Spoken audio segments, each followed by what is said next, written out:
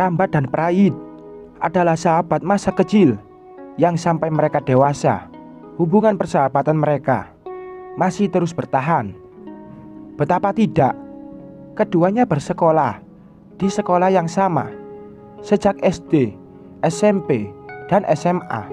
Bahkan selepas lulus SMA pun keduanya juga bekerja di pabrik yang sama.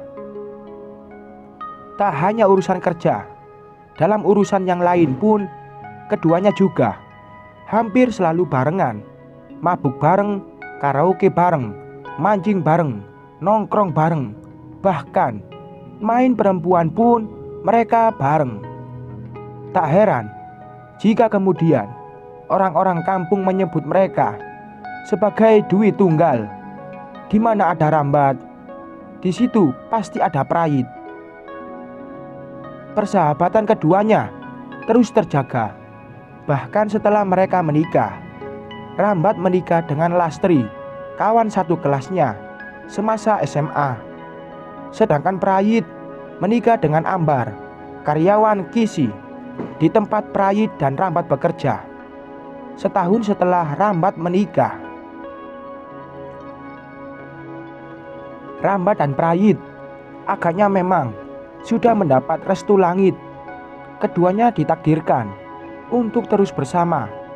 Hal itu terlihat jelas saat Rambat berhasil membeli sepetak tanah yang rencananya akan ia bangun sebagai rumah untuk ia tinggali bersama Lastri istrinya.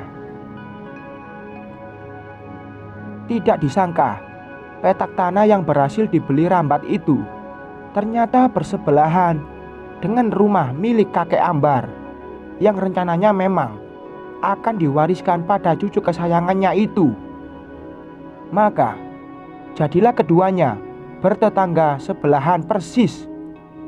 Bersebelahan rumah membuat Rambat dan Prayit semakin tak terpisahkan saja. Ya, memang pada saat-saat tertentu terjadi gesekan-gesekan kecil yang kemudian membuat hubungan mereka agak renggang. Misal, saat ada perbedaan pendapat soal pemasangan paving di jalan depan rumah mereka, atau saat Rambat protes pada Prayit karena terlalu berisik saat menonton siaran sepak bola pada malam hari. Namun semua gesekan-gesekan kecil itu biasanya akan reda segera. 1 atau 2 hari kemudian, tahun berganti tahun, tak terasa Rambat dan Prayit sudah punya anak. Rambat punya sepasang anak laki-laki dan perempuan, sedangkan Prayit dikaruniai 1 anak perempuan. "Bat, ini aku mau nanya, tapi agak wagu," kata Prayit pada Rambat. Suatu ketika, saat mereka berdua nongkrong sambil mancing di sungai dekat tegalan sawah di ujung kampung. "Halah, mau nanya apa?"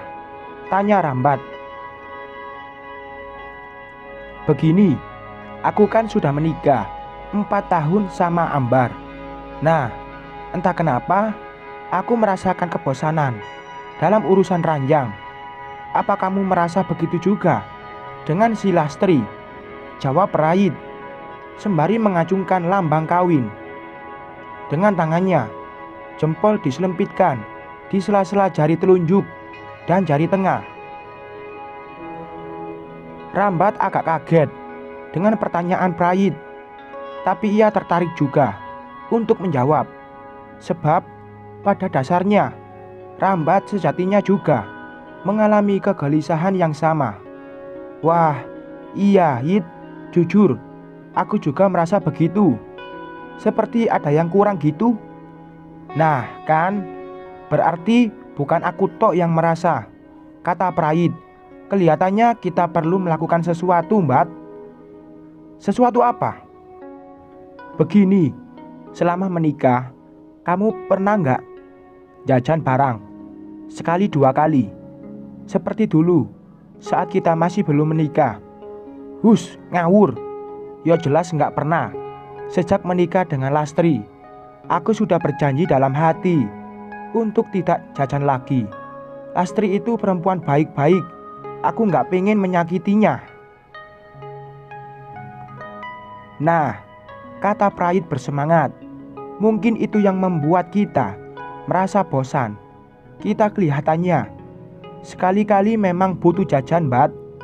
Wah, nggak berani aku, Yit. Nanti kalau ketahuan Lastri gimana? Bisa nangis gero-gero dia. Makanya jajannya jangan di kemetiran, kata Prayit, merujuk salah satu tempat pelacuran di kota mereka. Kita jajannya premium sedikit. Kita sewa hotel.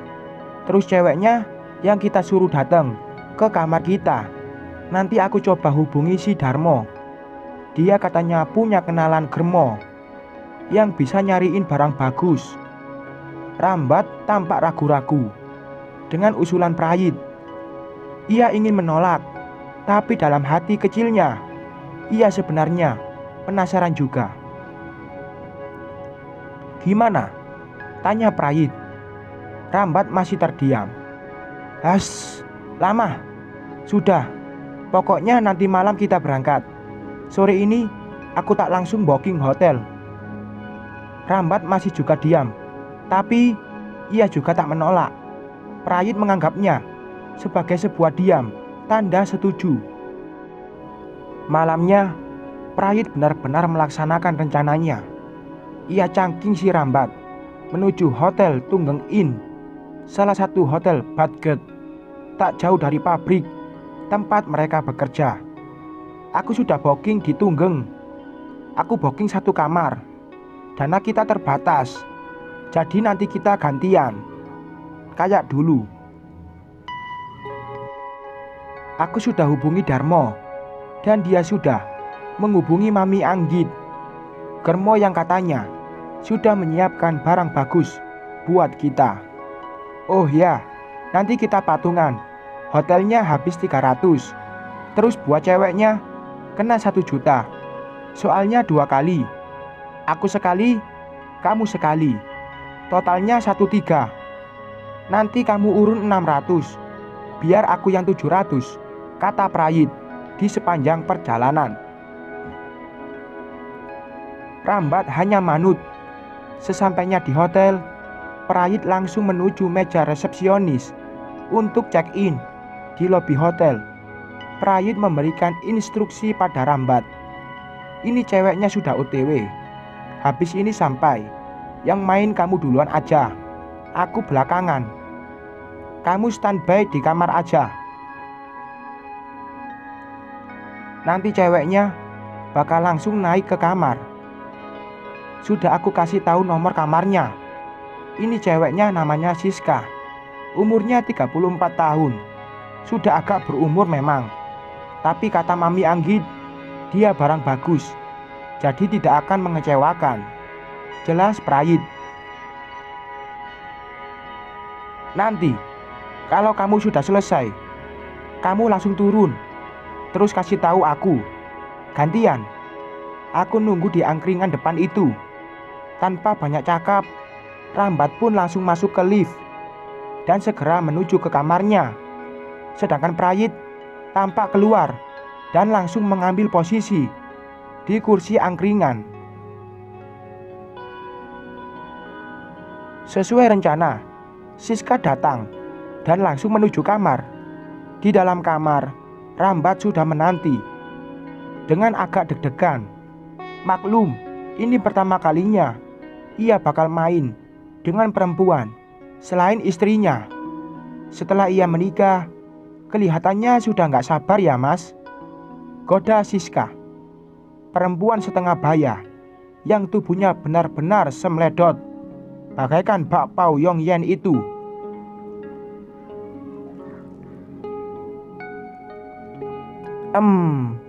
Iya, kelihatannya, jawab Rambat gugup.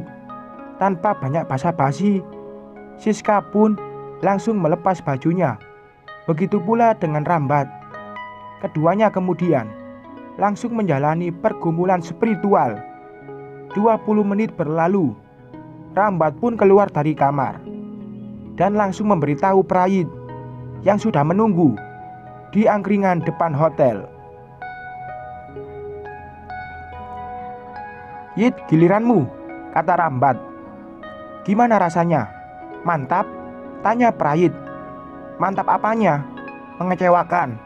Permainannya masih kalah lincah ketimbang Lastri istriku." Prayit agak terheran-heran. "Wah, padahal kata Mami Anggit, Siska itu bintang jempolan loh. Kalau nggak percaya, coba aja sendiri," balas Rambat, yang kemudian langsung duduk di kursi angkringan. Tanpa banyak babi bu, Prayit pun segera menuju lift dan langsung naik ke kamar. 15 menit berlalu. Prayit tampak sudah keluar dari hotel dan langsung mendatangi Rambat. "Gimana?" tanya Rambat. "Bener katamu, Mbat," jawab Prayit. "Bener gimana?" tanya Rambat lagi. "Mainnya masih kalah lincah ketimbang Lastri istrimu."